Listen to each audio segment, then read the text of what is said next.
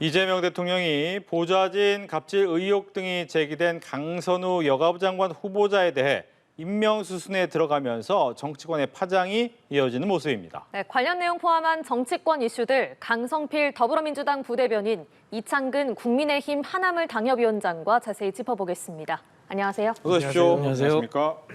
이재명 대통령이 이진수 교육부 장관 후보자 지명은 철회했습니다. 그런데 보좌진 갑질 의혹이 제기된 강선우 여가부 장관 후보자에 대해서는 임명 수순에 들어갔는데 민주당은 임명권을 존중한다라고 엄호를 나섰고 국민의힘은 국민의 상식에 맞서 싸우겠다라는 선전포고다라는 비판이 있었습니다. 먼저 민주당부터 이재명 대통령의 결정 어떻게 봐야 됩니까?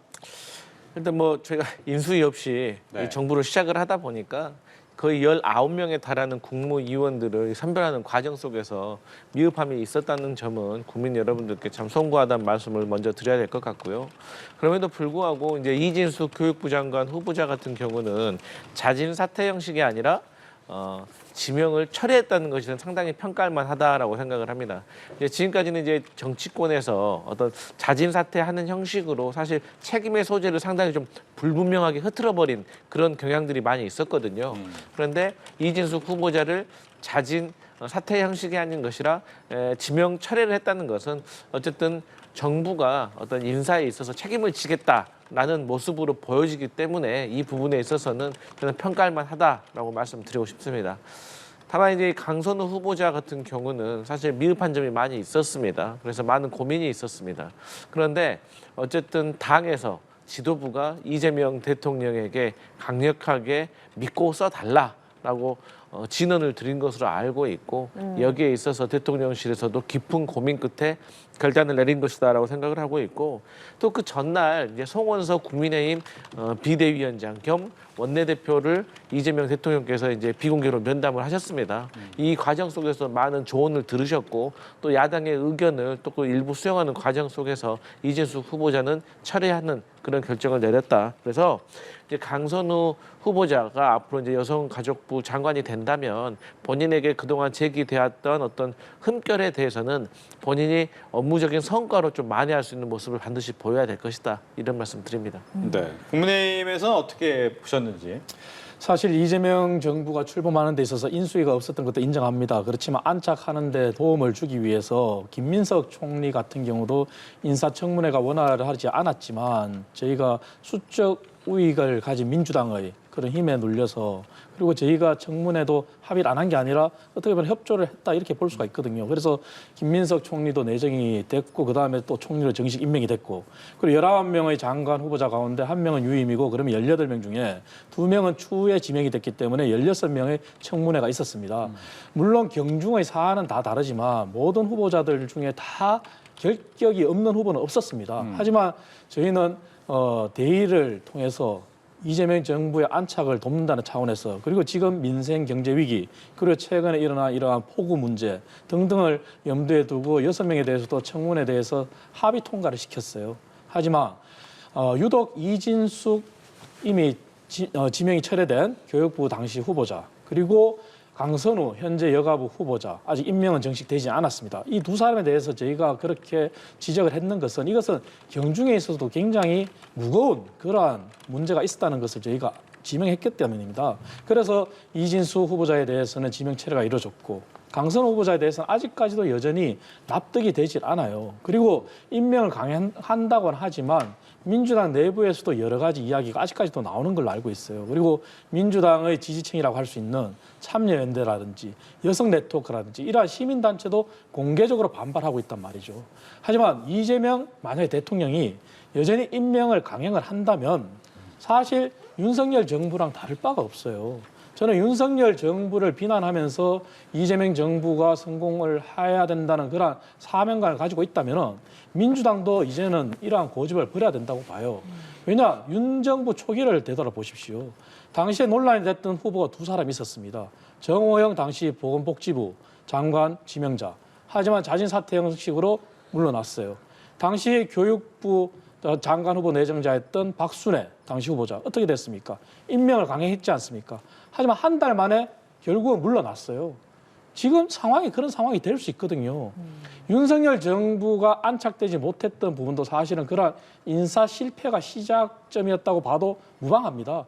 하지만 이재명 정부가 성공하기를 바란다면 왜 그런 무리수를 두는지. 그리고 저는 윤석열 정부에서 이재명 정부가 좀 되돌아보고 교훈을 얻으라고 하고 싶은 말은 윤석열 정부에서는 물론 대통령실의 그립이 강해서 당은 출장소다 이런 얘기를 들었어요. 하지만 지금 거꾸로 돼 있어요. 민주당은 제가 바라보건데 대통령실 그립보다 당의 그립이 더 센 것 같아요. 그래서 당에서 이렇게 밀어붙인다? 하지만 조그만한 금이, 차량 유리창에 조그만 금이 났을 때 시간이 지나면은 그게 전체 유리의 파손으로 이어집니다. 그러한 것처럼 이번 일은 정말로 중대하다. 그리고 가벼이 볼 일이 아니다. 그래서 아직까지 시간이 남아있기 때문에 저는 이재명 대통령께서 강선우 의원이 뭐라고 이러한 관점에서 그리고 통합을 하겠다고 하셨잖아요. 그리고 여야 원내대표를 불러서 얘기를 들으셨잖아요. 여당 지도부가 아무리 밀어붙여도 아닌 건 아닌 거거든요. 그래서 다시 한번 저는 간곡히 윤석열 정부의 교훈을 새기고 이재명 정부가 성공하기 위해서는 다시 한번 되짚어 봐야 된다 이런 말씀을 드리겠습니다. 예, 어제 우상호 정무수석의 장관 인사 관련 브리핑에서 강선 후보자에 대한 질문이 정말 많았는데 우상호 정무수석이 오늘 아침 라디오 인터뷰에서 이진숙 후보자만 지명을 철회한 배경을 밝혔습니다. 그 발언 직접 들어보시겠습니다. 또 사실은 그 당사자하고 상의를 좀 했습니다. 당사자하고 상의한 끝에 나온 방법이 지명 철회했다는 것을 이해해 주시기 바랍니다. 다만 제가 강선우 후보자에 대한 여러 다양한 의견을 전달해 드렸는데 가장 마지막에 가장 영향을 미친 거는 제가 볼 때는 강선우 후보자의 경우는 여당 지도부들의 의견이 가장 영향을 미치는 것으로 보인다라고 제가 말씀드린 것이거든요. 예, 이 지명 철회라는 방식은 당사자와 상의 끝에 나온 것이다. 그리고 여당 지도부의 의견이 결정에 가장 영향을 미친 걸로 보인다. 이렇게 밝혔습니다. 강선우 후보자가 현역 의원이라는 점 그리고 이재명 대통령과의 친분은 전혀 고려가 되지 않았다. 이렇게 선을 그었더라고요. 그러니까 말씀하셨던 것처럼 사실 이제 여당 의원이기 때문에 현역 의원이기 때문에 고려가 되었다라는 거는 2000년대 이후에 인사청문회 도입이 시작되면서 단 한 명의 현역 낙마가 없었기 때문에 그 어떤 관례를 지키려고 하는 쉽게 말해서 기득권을 지키려고 하는 그런 오해를 국민들께 불러일으킬 수가 있는 거거든요. 그런 차원에서 사실 뭐 현역 의원이기 때문에 고려하지 않았다라는 것은 사실 당연히 할 수 있는 말인 것 같고요. 어쨌든 간에 이제 뭐 대통령실도 그렇고 뭐 우상호 정무수석도 그렇고 사실 논란이 있는 후보인 건 맞지 않겠습니까? 그렇기 때문에 송구스러운 마음이 있는 것은 당연한 것이고 어쨌든 간에 가장 주요했던 거는 누군가가 이럴 때 강력하게 의견을 내줘야 되잖아요. 사실 대통령도 그렇고 정무수석도 그렇고 본인도 그렇고 이런 상황에서 강력하게 의견을 낸 분들이 여당의 지도부였다. 그것을 에둘러서 말씀한 것 같습니다. 예, 우상호 수석의 인터뷰는 어떻게 들으셨습니까? 뭐 있는 그대로 얘기를 하신 거죠. 저는 그래서 우상호 수석 같은 경우는 굉장히 정치를 오래 하신 분이고 그리고 유연성이 있는 분으로 알려져 있지 않습니까? 저렇게 공개적으로 비하인드 스토리와 같은 그런 얘기를 밝혔다는 것은 저는 당의 어떤 연결고리야, 당의 어떤 공을 넘겼다. 저는 이렇게 해석하고 있어요.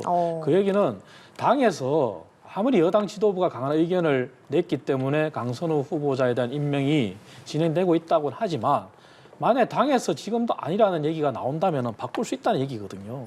그리고 실제 당에서 그런 목소리가 터져 나오지 않습니까? 당권 주자 중에 한 명인 박찬대 후보자 같은 경우 더 강한 목소리를 냈지 않습니까? 그렇다면은 지금 시간이 없는 건 아니에요. 그래서 우상호 전 수석의 인터뷰가 그냥 인터뷰가 아니다. 그래서 여당 지도부도 정말 되새겨 봐야 된다.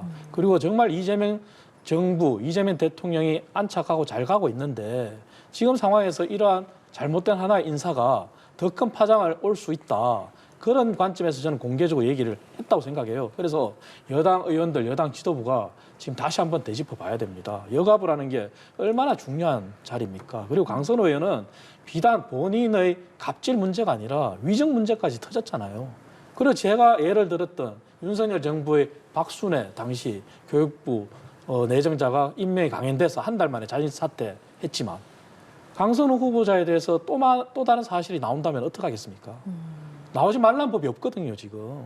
그래서 그러한 부분들이 우상호 수석의 인터뷰는 그냥 단순히 인터뷰로 볼 것이 아니라 공개적으로 민주당이 저는 공을 넘겼다. 저는 이렇게 해석하고 있습니다. 예, 지금 강선우 후보자의 갑질 의혹이 또 추가로 제기가 된 상황입니다. 이번에는 예산 갑질인데요. 문재인 정부에서 임명된 정영애 전 여가부 장관이 당시에 강선우 여가위 위원이 지역구의 민원을 해결해주지 않는다는 이유로 예산을 깎는 갑질을 했다 이렇게 주장을 한 겁니다. 이렇게 추가 의혹이 불거지거나 만약에 여론이 더 악화가 된다면 이재명 대통령이 결정을 바꾸거나 아니면 강선우 후보자가 좀 스스로 거취를 결정할 그럴 가능성도 있습니까? 물론 가능성은 다 열려 있습니다. 뭐 나중에라도 뭐 임명직이기 때문에 대통령께서 임명을 처리할 수도 있는 것이고 또 새로운 장관으로 교체를 할 수도 있는 것이고 또 본인이 당과 대통령을 위해서 자진 사퇴도 할 수 있는 겁니다. 근데 이제 제가 지금까지 강선우 후보자와 관련해 가지고 잘못된 것은 잘못됐다라고 제가 누차 말씀드렸습니다. 뭐 예를 들어서 뭐 비리 설치와 관련해서는 뭐 보좌 직원한테 물어봤다는 자체도 저는 잘못됐다고 말씀을 드렸어요. 그런데 지금 정영애 전 여가부 장관께서 지적하셨던 면에 있어서는 예. 제가 조금 의문이 가는 부분이 있습니다. 예를 들어서 이분이 두 가지를 말씀하셨는데 첫 번째가 이제 지역구 민원을 본인한테 부탁을 했는데 못 들어줘서 화가 났다는 거 아닙니까? 근데 사실 지역구 국회의원이 지역구 민원에 대해서 신경 써야 되는 건 당연한 일 아닙니까? 저는 그거에 대해서는 이게 잘못된 것인가라는 의문이 좀 있고요. 두 번째로 그게 화가 나가지고 여가부와 관련된 예산을 잘랐다는 거 아니에요. 근데 제가 국회에서 뭐 10년 넘게 일을 해봤지만 초선 의원 한 명이 어떤 일개 부처, 중앙부처의 예산을 혼자 단독으로 이렇게 막 자를 수가 있을까요? 자르자고 의견을 낼 수는 있습니다. 지적도 할 수 있고요. 근데 그 지적이 타당하다면 동료 의원들에게 이게 이제 호응을 받아가지고 이게 예산 삭감으로 이어질 수도 있습니다. 근데 하물며 여당이잖아요. 그렇기 때문에 저는 이 여당이 예산 삭감에 대해서 강하게 이렇게 주장하는 경우가 그렇게 많지는 않거든요. 그래서 저는 이제 전직 여가부 장관이 하시는 말씀이기 때문에 겸손하게 강선우 후보자가 새겨야 될 면은 분명히 있다고 생각은 하지만 어쨌든 지역구 예산 뭐 이런 거에 대해서는 조금 의문이 있다 이런 말씀 드립니다. 예. 이 정영애 전 장관이 제기한 추가 의혹에 대해서는 어떻게 생각하세요? 실제 여가부 내에서 사기 저하나 굉장히 우려가 있다는 얘기가 전해지고 있어요. 그리고 당시에 정영애 전 장관만 있는 건 아니잖아요. 그리고 당시에 정영애 전 장관을 모셨던 여가부의 직원들이 그대로 여가부에 남아 있을 수도 있는 거잖아요. 그리고 이 정도 되면은 이미 이것은 강선우 후보자가 여가부를 이끌 그러한 동력은 상실했다고 봐야 되는 거예요. 물론 임명을 강행해서 갈 수는 있어요. 하지만 후보자에서 장관이 된 이후에 여가부 직원들이 만약에 어떤 합리적인 비판이나 합리적인 그러한 문제 제기를 했을 때 그때 그럼 강선우 후보자가 지금까지의 태도를 본다면 어떻게 행동할지 뻔하지 않겠습니까? 그렇다면 여가부가 제대로 돌아가겠습니까? 여가부라는 건 민주당이 어떻게 했습니까? 과거 윤석열 정부 때 여가부를 없애고 다른 부서로 통폐합하려고 했을 때 강하게 반발해서 지키겠다는 부서 아니겠습니까? 그러면 약자를 보호하는 그런 부서 중에 하나인데 그런 부서의 운영 동력 상실 그것이 간단한 문제는 아니거든요. 그래서 이러한 문제는 비단 강선우 후보자가 앞으로 안고 갈 숙제가 아니에요. 민주당과 이재명 정부, 이재명 대통령이 가져가야 될 어떤 숙제가 돼버렸어요. 왜 그런 부담을 안고 가냐 이거죠. 그래서 저는 지금이라도 예산 갑질이 단순한 해프닝이 아니다. 그리고 그때 있었던 여가부의 직원들은 지금도 그 사실을 뚜렷하게 기억하고 있을 거예요. 당시 장관이 강선우 의원을 찾아가서 사과까지 했다는 거 아니겠습니까? 그리고 다시 예산을 복구받았다는 거 아니겠습니까? 이것은 없는 일이 아니거든요. 그래서 지금이라도 다시 한번 누차 말씀드리지만 민주당 지도부가 왜 강선우를 고집하는지 저도 이해가 안 돼요. 그래서 그러한 부분에 대해서 다시 한번 대통령의 부담을 드리기 싫다면 당이 이렇게 그립감을 가지고 가는 것도 옳지 않아요. 그래서 대통령한테 더 폭넓은 의견을 드리는 게 맞죠. 왜 강선우를 계속 고집해야 되나요? 예. 알겠습니다. 강준욱 대통령실 국민통합비서관 임명령 저서에서 이제 윤 전 대통령의 비상계엄 선포를 좀 옹호하는 내용이 있었고요. 또 그러다 보니까 대통령실에서는 보수계 인사에 추천이 있었다라는 얘기도 있었고 과거에 다른 생각을 했지만 현재 잘못을 인정하고 있다라고 이야기를 하기도 했습니다. 여기에 대한 이야기도 어떻게 했습니까? 이제 이재명 대통령께서 대통령 되기 전부터 이 대통령이라는 자리가 크게 통합을 시키는 자리다 이렇게 말씀하셨어요. 그래서 이제 그런 차원에서 국민 통합에 대해서 많이 배려하셨다는 것은 저는 잘 알고 있습니다. 그런데 이 강준욱 비서관 같은 경우는 제가 살펴보니까 이 전공이 뭐 정보통신 쪽이더라고요. 그쪽 교수였고 또 양력을 보더라도 뭐 ICT 센터장 정도를 하신 거 보면 저는 이제 국민통합비서관보다는 차라리 뭐 AI 수석 아래 AI 뭐 비서관이라든지 이쪽의 자리가 조금 더 맞았을 것 같은데 이분은 왜 국민통합으로 비서관으로 이 자리를 줬을까라는 사실 의문은 좀 있긴 합니다. 그리고 이제 저희 지지자들 사이에서 많이 이제 화가 나 있는 상태입니다. 어떻게 계엄에 대해서 그렇게 옹호하는 발언을 하고 또 저희 민주당에 대해서 뭐 빨갱이라느니 이런 말을 한 거에 대해서 사실 수치스럽고 모욕적이라는 것이죠. 그런데 이제 현재의 입장은 많이 반성을 하고 있다. 그리고 그때 당시에는 이재명 대통령에 대해서 무지했다. 그래서 앞으로 깊이 반성하고 있고 본인의 역량을 국민 통합에 더 힘쓰겠다라고 주장은 하고 있습니다.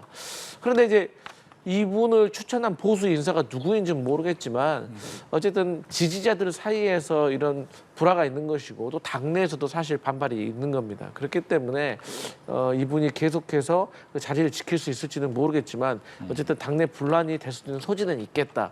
저는 그런 생각을 해봅니다. 네, 강준욱 국민통합비서관 논란. 이 부분도 제가 말씀드린 대통령과 당의 관계에서 당이 그립감이 세다는 걸 보여주는 단적인 예입니다. 왜냐하면 이재명 대통령이 지금 출범 이후에 굉장히 순항하고 있지 않습니까? 그리고 전체적인 인사를 종합적으로 평가해 봤을 때는 사실 인사에 대해서 뭐 좋은 점수를 받고 있는 것도 사실이에요. 경제를 살리겠다는 그런 관점에서 재계 인사들도 많이 활용을 했고 그리고 각소에 있는 적재적소한 인력을 또 썼고 그리고 더 큰 문제점은 문재인 정부 때 있었던 공무원들을 직업 공무원들을 적폐로 몰았다는 그것을 자기는 안 하겠다. 왜? 정권이 바뀐 다음에 정권의 철학에 맞게 일한다면 누구나 함께 갈 수 있다. 그래서 윤석열 정부에서 요직을 맡았던 직업 공무원도 적극 활용하고 있지 않습니까? 그것이 문재인 정부가 바뀌었던 부분을 보여주고 그래서 공무원들 사이에서도 안정감을 보여주기 때문에 박수를 받고 있는 부분이에요. 그리고 또 본인이 얘기했는 게 통합이지 않습니까? 그런 관점에서 보수계 인사에서 추천을 받아서 강준욱 비서관을 임명한 것 같은데 당에서 아마 문제 삼고 있는 워딩은 이 워딩으로 알고 있어요. 민주적 폭거에 한거한 비민주적, 반민주적 저항이다. 민주적 폭거라는 것은 사실 민주적인 테두리, 법적 테두리 안에 이루어진 민주당의 어떤 폭력, 폭거라고 우리가 주장했지 않습니까, 당시에. 하지만 법적 테두리는 맞아요. 하지만 그것도 헌재에서 윤석열 대통령을 파면할 때 민주당의 과한 행위들에 대해서 분명히 지적이 있었습니다. 그리고 비민주적 폭거라고 하는 것은 비민주적 저항이라고 하는 것은 이미 법적으로 심판을 받고 있는 단계지 않습니까? 왜 윤석열 대통령은 법적으로 하지 않았고 비상계엄을 불법적으로 했기 때문에 거기에 대한 책임을 져야 되기 때문에 법적인 심판대에 올라가 있는 상황이고 파면이 됐지 않습니까? 그럼 이 워딩을 종합해서 봤을 때는 민주당도 헌재에서 윤석열 정부, 윤석열 대통령 당시 파면의 헌재 판결문을 아직 수용하고 있지 않다는 얘기거든요. 그 판결문을 수용한다면은 민주당이 이렇게 일방적으로 앞으로 가서는 안 되거든요. 대통령은 지금 A로 가고 있는데 민주당은 여전히 A-가 아니라 B, C, D로 가고 있는 거예요. 이것이 제가 말씀드린 당의 그립감이 너무 세다는 부분이거든요. 그래서 민주당이 조금 더 열린 자세로 왜 이재명 대통령이 이러한 인사를 했을까? 그리고 야당 인사는 제가 평가하는 것처럼 문재인 정부와 비교했을 때 직업 공무원들에 대해서 이재명 대통령이 가지고 있는 인사관 그것을 야당 인사가 얘기하지 않습니까? 이러한 부분들을 민주당 당내에서 좀 봐야 된다고 저는 봐요. 그렇다면 강준욱 비서관이 그렇게 유감을 표명했다면 한번 지켜보는 것도 방법이라고 저는 봅니다. 그래서 당의 그립감이 너무 센 거 아닌가 하는 부분에 대해서는 정말 한번 되짚어 볼 필요가 있다는 말씀 다시 한번 강조드립니다. 예, 오늘 나온 여론조사 결과 보겠습니다. 리얼미터 조사고요. 지난주 월요일부터 금요일까지 그러니까 14일부터 18일까지 인사청문 슈퍼위크 동안 진행된 조사입니다. 이재명 대통령 지지율 2.4%포인트 하락한 62.2%로 조사가 됐습니다. 취임 후에 5주 연속 상승하다가 처음으로 하락했습니다. 또 정당 지지도를 보면요. 17일부터 18일까지 리얼미터가 조사한 결과인데요. 민주당은 5.4%포인트 하락해서 50.8%, 국민의힘은 3.1%포인트 상승해서 27.4%로 조사가 됐습니다. 이재명 대통령과 민주당의 지지율이 같이 하락했습니다. 배경 뭐라고 보십니까? 아무래도 이제 여당이기 때문에 대통령의 국정에 대한 지지율은 사실 민주당의 당 지지율하고 연동이 되어 있다고 저는 볼 수가 있을 것 같습니다. 이제 문제는 이제 오랜만에 떨어진 거죠. 예. 떨어졌는데 뭐 긍정이 대통령 지지율이 2.4% 떨어지고 부정이 2.3% 이제 소폭 정도 떨어지고 상승을 했습니다. 근데 아직은 앞자리가 60%로 대통령의 지지율은 빠지지 않았고 또 당의 지지율도 50%를 유지를 하고 있고 또 전국에서 또 과반 이상 특히나 TK 지역을 포함을 했을 때도 과반 이상을 유지하고 있는 것은 사실입니다. 근데 문제는 뭐냐면 이번에 소폭이라도 하락한 이유는 아무래도 인사청문회 그중에서도 이제 강선우 후보자와 관련된 어떤 민심에 대해서 조금 동떨어진 부분이 있었다는 부분이 저는 반영이 됐다고 생각을 하거든요. 예. 근데 이제 저희가 이제 총선에서도 보고 대선에도 보니까 이게 전국적으로 지지율이 확 오르고 있다가도 지지율 고리가 낮은 곳이 있습니다. 쉽게 해서 충성도가 좀 낮은 지역. 우리가 소위 말하는 민주당으로서는 험지인 뭐 TK라든가 PK 부분에서는 아주 약간의 실수만 하더라도 응집돼 있는 게 금방 풀려버리거든요.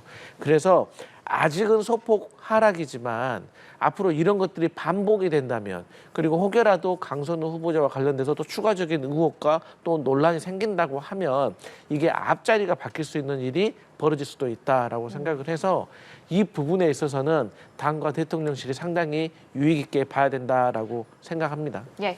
여론조사 결과 어떻게 해석하시는지요? 뭐 말씀하신 대로 지난주는 인사청문회 슈퍼위크라고 우리가 했습니다. 그 역량이 반영됐다고 보고요. 하지만 강선우 후보자, 이진숙 후보자에 대한 결론을 내리지 않은 상황에서 여론조사가 마감이 된 거거든요. 하지만 이진숙 후보자에 대해서는 지명 철회, 강선우 후보자에 대해서는 만약 임명을 강행한다면 저는 이 지지율이 더 빠질 수 있다고 봅니다. 왜냐하면 인사가 만사라 그랬어요. 모든 행위의 결과는 인사로 이루어지고 인사에서 모든 것을 평가하는 것이 대부분이거든요. 그렇기 때문에 민주당 그리고 이재명 정부가 이번 여론조사 결과를 단순한 해프닝으로 보지 마시고 정말 조그마한 검이 큰 검으로 이어져서 차량유리가 파손될 수 있다는 것을 아시고 이번을 경고음으로 들으신다면은 아마 달라진 결정을 내리지 않을까 저는 이렇게 봅니다. 그래서 앞으로 더 겸한 마음으로 이재명 대통령은 통합, 성장 그리고 회복을 얘기했잖아요. 협치. 그렇다면 그러한 관점에서 지속해서 가주기를 저는 또 당부드립니다. 네.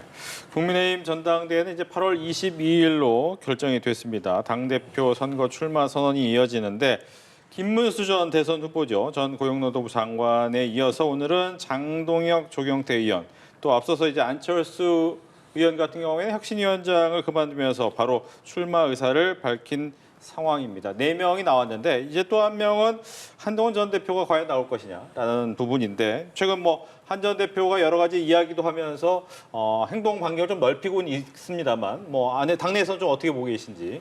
실제 당내에서는 굉장히 우려의 목소리도 많습니다. 왜냐하면 우려의 목소리라는 게 저희 당이 지금 현재 민주당을 비판하고 그리고 공격할 수 있으려면은 그리고 야당으로서 정말 대여 투쟁을 할 수 있으려면은 여당의 잘못을 지적할 수 있으려면은 야당이 바로 서야 되지 않습니까? 하지만 야당이 바로 서는 게 아니라 지금 야당이 자중질환을 일으키고 있고 그리고 다시 과거를 회귀하고 있는 모습.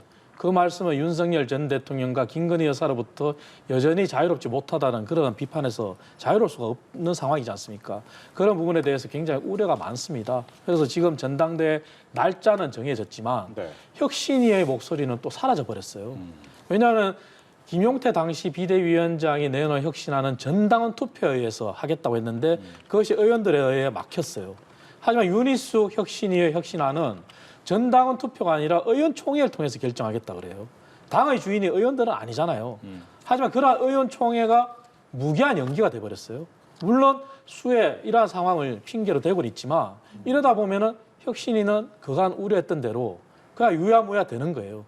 그렇다면 과연 이런 상황에서 당이 스스로 변화하지 않은 상황에서 새로운 지도부가 뽑힌들 당이 과연 변화할 수 있을까? 그 새로운 지도부가 정말 중도층의 마음을 얻는 그러한 대표가 나올 수 있을까? 이런 우려가 있는 거죠.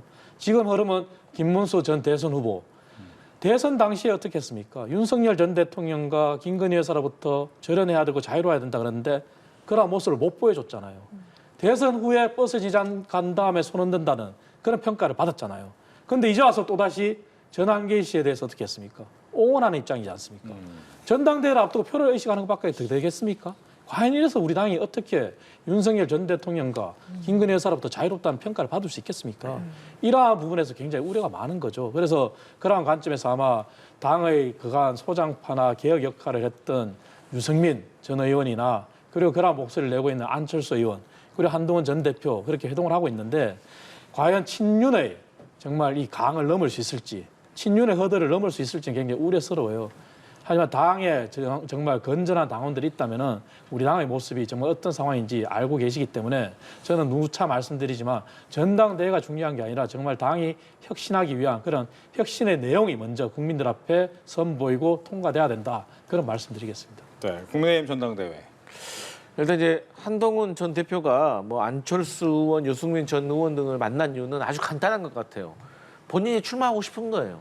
근데 출마하면은 당선돼야 될 거 아닙니까? 근데 지금 상황을 보니까 본인의 혼자의 힘으로는 당선되기 어렵다고 판단한 것 같아요. 그래서 일종의 탄핵에 찬성했던 분들을 어떤 연대하고 좀 쇠를 좀 모으려고 하는 그런 차원인 것 같은데 문제는 본인 주변에서 본인 측근들도 지금 출마하지 말라고 말리는 걸로 제가 알고 있어요. 그 이유는 뭐냐면 지금 김문수 전 노동부 장관이 출마한다고 했잖아요. 그런데 한동훈 전 대표까지 출마한다?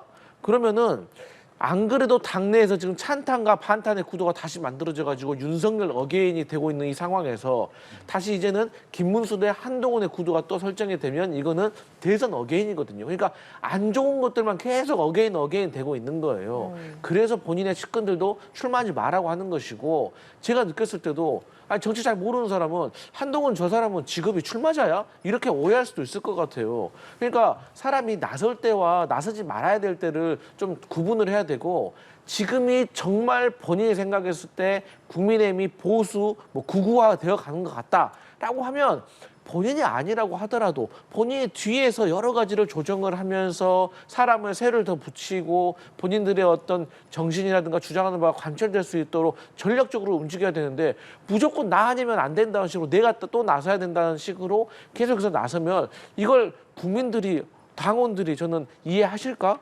그리고 지금 친한계 좌장으로 분류되고 있는 당내 최대선 조경태 의원이 출마한다고 이미 했잖아요. 그러면 아니 본인하고 같은 친한계인 사람이 출마한다고 했는데 본인도 출마를 해? 이거는 사람들이 봤을 때 뭐라고 생각하겠어요? 아, 한동훈이라는 사람은 리더십이 없구나. 이게 교통정리도 안 되는구나. 그렇잖아요. 둘이 나오는 게 이상하잖아요. 그리고 과거에도 지금 장동혁 의원, 한동훈 비대위원장 시절에 재선밖에 안 됐는데 사무총장 시켜줬습니다. 완전 친한계였어요. 그리고 본인이 당대표 나왔을 때 수석 최고위원에 당선돼가지고 그야말로 친한계 듀오였거든요. 그런데 지금 장동혁 의원 어디 가서 서 있습니까? 한동훈 전 대표의 반대에 가서 있는 거잖아요. 그래서 이 정치는 이 말로 하는 거지만 이게 던지고 끝날 일이 아닌 거예요. 지도자 정도 되면은 본인이 어떤 아젠다에 대해서 대안을 제시하고 그것이 만들어질 수 있도록 하나씩 빌드업을 해가야 되는데 한동훈 전 대표는 본인이 무조건 해야 된다. 본인 아니면 안 된다라는 생각에 너무 사로잡혀 있는 것 같다. 그래서 저는 이번 전당대회에서는 한동훈 전 대표가 안철수, 유승민 이런 분들처럼 탄핵에 찬성하셨던 분들의 세를 규합시키는 그런 역할을 하는 것이 옳고 본인은 이번에 한 발짝 떨어져 있는 것이 맞다 이런 생각합니다. 네, 일단 현재까지 출사표를 던진 분들은 김문수 전 장관 그리고 장동혁, 조경태, 안철수 의원인데 김문수, 장동혁 대 안철수, 조경태 이렇게 찬탄 대 반탄 구도로 또 이제 이번 전당대회도 치러지지 않을까 이런 전망도 나오고 있는 상황입니다. 찬탄파 주자 그리고 반탄파 주자 각각 연대할 가능성이 있을까요? 아마 당대표와 그리고 최고위원을 분리해서 뽑는 그런 제도가 유지되고 있지 않습니까?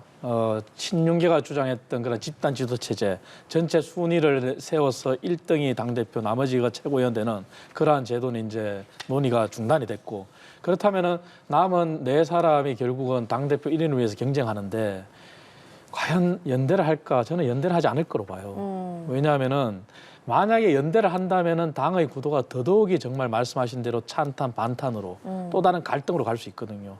정말 저는 차라리 4사람이 정말 나온다면은 또 다른 개혁적인 후보가 더 나오지 않는다면은 4사람이라도 당의 혁신을 가지고 저는 경쟁해야 된다. 그런 말씀을 드리고 싶어요. 지금 당의 혁신이 말씀드린 것처럼 다 죽어버렸잖아요. 근데 지금 당이 혁신을 하지 않고 그냥 전당대회를 통해서 오로지 당권만 가지겠다.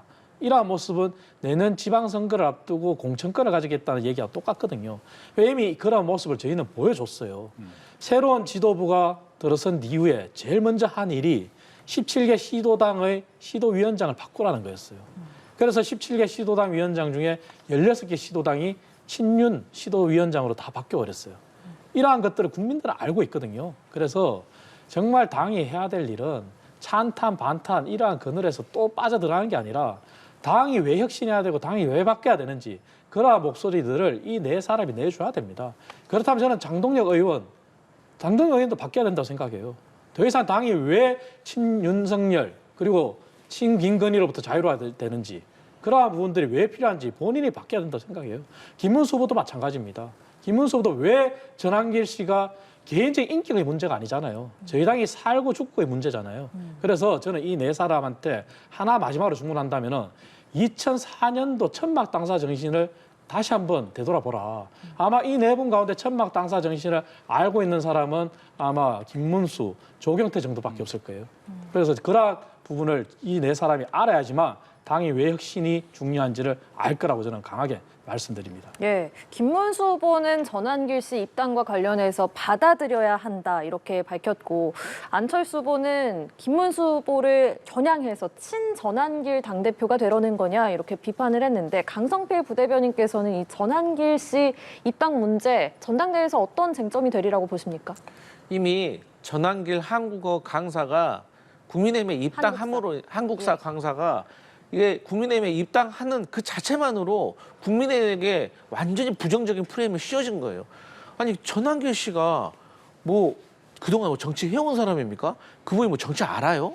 전 잘 모른다고 생각을 해요. 그러니까 부정선거 의혹이나 얘기하고 있고 뭐 윤석열 전 대통령하고 함께 하지 않았기 때문에 국민의힘이 대선에서 패배했다고 이런 말도 안 되는 주장을 하는 거예요. 저는요. 전한길 씨가 국민의힘 안에 들어가서 역할을 하잖아요. 그러면은 오히려 지지율은 떨어질 것이고 선거에서는 패배할 것이 뻔하기 때문에 저희 민주당으로서 사실 박수 칠 일이에요. 그런데 그래도 보수 정당이 제대로 서야 될 거 아닙니까? 그래야지 진보 정당이 제대로 서서 양날개로 날아가는 것이고 그래야 대한민국이 제대로 서는 것인데 아니 보수 정당이 적당히 무너져야죠. 저렇게 전한길 씨 같은 분들이 등장해가지고 당을 장악하려고 하는 시도 그리고 또 거기에 아니 대선 후보까지 하셨다는 분이 특별한 문제가 없으면 입당해도 된다라고 탄핵의 강을 건너지도 않을 것 같은 그런 말을 하는데 특별한 문제가 없습니까? 부정선거 의혹이 특별한 문제 아니에요? 아니 부정선거를 믿는다고 하면 내년 지방선거 뭐하러 준비합니까? 총선 뭐하러 준비합니까? 아니 부정선거니까 어차피 다 조작돼가지고 질 거 뻔한데 그러니까 정당의 존재 이유가 없는 거예요. 근데 이런 것을 어떻게 당대표 나서신다는 분이 특별한 문제 없으면 입당시켜야 된다는 말씀을 하시는 건지 저는 정말로 정당인의 한 사람으로서 이거 정말로 우려할 일이다 저는 그렇게 보고 있습니다.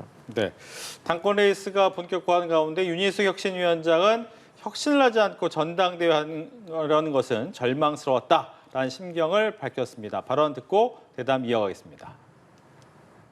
아무것도 바꾸지 않고 지금 전당대회를 치르겠다. 국민들한테 우리 새로워졌습니다. 예. 이거 없이 전당대회를 치른다는 게 얼마나 국민들의 평가가 무서울지를 지금 무서워하지 않는 거죠. 지금 우리 혁신은 현재를 고치는 거예요. 그 과거에 대한 사죄를 하지 않는 건 더 이상 과거의 문제가 아닌 거죠. 제가 생각하는 목표는 지금 당이 처해 있는 어려움이 뭐고 우리 당을 국민으로부터 더 떨어뜨리는 그 문제가 뭔지를 정확하게 밝히는 게 지금 혁신의 가장 중요한 싸움이 돼버렸어요. 국민의힘의 혁신위는 아마 태생부터 이걸 고민했을 거예요. 전당대회가 급박하게 이루어지는 한 달 반, 약 2달 정도의 시간에 과연 혁신을 할 수 있느냐. 결과적으로는 어렵다라고 볼 수밖에 없는 상황인데 당내에서는 이 혁신위를 어떻게 봐야 됩니까? 혁신위가 끝까지 힘을 가지고 혁신을 해야 된다고 주장하는 그런 소수의 건전한 세력이 있습니다. 하지만 말씀하신 대로 새로운 비대위가 출범한 뒤에 김용태 비대위원장 임기가 끝나자마자 혁신위를 출범시키면서 혁신위 뒤에 친윤들, 언더 친윤이라는 얘기가 나왔지 않습니까? 다 숨어버렸지 않습니까? 그리고 그 혁신위가 내놓은 안에 대해서 말씀드린 대로 전당원 투표가 아니라 의원총회에서 다루겠다고 했지 않습니까? 그런데 의원총회는 앞으로 이제 열릴 수가 없겠죠. 그렇다면 혁신위는 자초된 거나 다름없겠죠. 그러지만 그럼에도 불구하고 당내에서 혁신의 목소리가 끝까지 지켜져야 된다는 그러한 얘기를 하는 그런 당내 세력이 있어요. 그래서 전당대회는 전당대회고 혁신은 혁신이에요. 하지만 혁신이가 하고자 하는 내용은 사실 2004년도 당시 박근혜 전 대통령이 이끌었던 천막 당사하고 비교했을 때는 10분의 1도 되진 않아요. 하지만 그 10분의 1도 되지 않는 이러한 혁신조차 하지 않겠다고 한다면은 과연 우리 당이 뭘 할 수 있겠습니까? 네, 그래서 당내에 건전한 세력도 있기 때문에 혁신은 계속돼야 된다는 그러한 강한 주장을 하고 있습니다. 그래서 지금 우리 당이 2017년도 당시 탄핵 이후에 진행됐던 당의 암흑기로 가느냐, 아니면 2004년도의 당시 정말 당이 모든 것을 버리고 비우고 새로이 국민들로부터 기회를 얻는 길로 가느냐, 그러한 기로에 서 있습니다. 지금 현재 혁신도 2004년도와 비교하면 10분의 1도 안 되지만 그러한 10분의 1도 안 되는 혁신이라도 해야지만 최소한 2017년도의 그러한 잘못된 길과 같은 길을 반복해서 가지 않는다. 그런 것들이 저희들의 주장이고, 그래서 윤희숙 혁신위원장이 앞으로도 방송뿐만 아니라 당내에서도 더 강하게 저는 혁신의 목소리를 내야 된다고 봅니다. 그리고 전당대회와 관계없이 의원총회를 하루속히 거치고, 그리고 의원총회에서 설사 부결이 된 혁신안도 당원들의 투표를 물어서라도 필요하다면 해야 된다. 저는 그렇게 말씀드리겠습니다. 네. 다음은 민주당은 당대표 선거 2번 정도 했는데 지금 정청래 후보가 좀 앞서가는 추세를 보이고 있습니다. 62.65 이틀간 누계 득표율이 60.65, 박찬대 후보가 37.35% 정도 차이가 좀 나는데 이건 어떻게 보고 계신지 민주당 얘기 듣습니다. 제가 이제 과거에 민주당 당 대표는 박찬대, 정청래 두 분의 성향이 확 다르잖아요. 한 명은 뭐 최전방 공격수 같은 스타일, 한 명은 좀 미드필더처럼 좀 조율하는 스타일인데 이 두 분 중에 누가 당대표가 될 것인가는 국민의힘에서 정해줄 가능성이 매우 높다라고 제가 말씀드렸어요. 그게 무슨 뜻이냐면 국민의힘에서 합리적으로 이렇게 여당에 대해서 견제할 건 견제하고 또 협조할 건 협조하고 이렇게 합리적으로 한다고 하면 저는 박찬대 후보자에게 좀 유리할 것이다라고 생각을 했는데, 만약에 이렇게 뭐 전환길 같은 사람들 들어와서 뭐 부정선거 얘기하고 뭐 민주당하고 무조건 싸워야 되고 이재명 정부 뭐 폭거 이런 얘기하면 저희도 어쩔 수 없이 강대강으로 가야 되는 상황에 놓일 수밖에 없거든요. 그런데 이번 투표 결과를 보니까 지금 당원들이 좀 더 공격수로서의 당대표를 원하는 것 같아요. 그게 이번 청문회에서도 그렇고 지금까지 어떤 협치하는 과정에서 봤을 때 아직까지는 내란이 좀 종신될 것 같지도 않고, 국민의힘이 지금 또 윤석열 전 대통령하고 완전히 절연한 것 같지도 않고, 이러니까 이거 내란 종식 완전히 된 것 같지 않은데 아직 좀 공격력이 좀 있는 당대표가 돼야 될 것 같은데, 이런 공감대가 좀 광범위하게 좀 퍼져 있는 것 같아요. 왜냐? 박찬대건 정청래건 이재명 대통령하고 더 이상 친한 사람이 누가 있겠습니까? 그래서 이러한 성향이 지금 당원들 사이에 좀 광범위하게 퍼져 있는 것 같다. 그래서 그런 결과가 나온 것 같은데, 어쨌든 제일 중요한 거는 권리당원이 가장 많은 호남 결과를 지켜봐야 알 것이다. 이렇게 보여집니다. 예, 어떻게 생각하세요? 저는 사실 박찬대, 정청래 여론조사는 박빙이었잖아요. 그런데 지금 나온 두 권역의 결과는 사실은 굉장히 큰 차이가 났지 않습니까? 하여간 정청래 후보자 같은 경우는 일관되게 주장하는 게 대야 투쟁을 얘기해요. 그런데 대여 투쟁은 있어도 대야 투쟁은 없잖아요. 그런데 또 정청래 의원은 강선우 후보자에 대해서 곧 장관님이라 그랬어요. 저는 이게 변수가 될 수 있을지 모르겠지만, 만약에 변수 없이 정청래 후보가 만약 당대표가 된다 했을 때 저는 아마 이재명 대통령, 이재명 정부에 더 큰 부담이 될 거예요. 왜냐하면 이 조그만 사안도 합리적인 판단에 의해서 과거를 거울 삼아서 미래를 보지 못하는데, 계속해서 대야 투쟁만 하겠다고 하면은 과연 이재명 정부, 이재명 대통령이 가고자 하는 길과 일관되게 갈 수 있을까요? 저는 그렇게 보질 않습니다. 그래서 오히려 그것이 더 큰 불행으로 다가올 수도 있다. 이러한 부분들이 민주당 당원들이, 합리적인 당원들이 좀 알아줬으면 하는 바람입니다. 네, 알겠습니다. 지금까지 강성필 더불어민주당 부대변인, 이창근 국민의힘 하나물 당협위원장과 함께했습니다. 고맙습니다.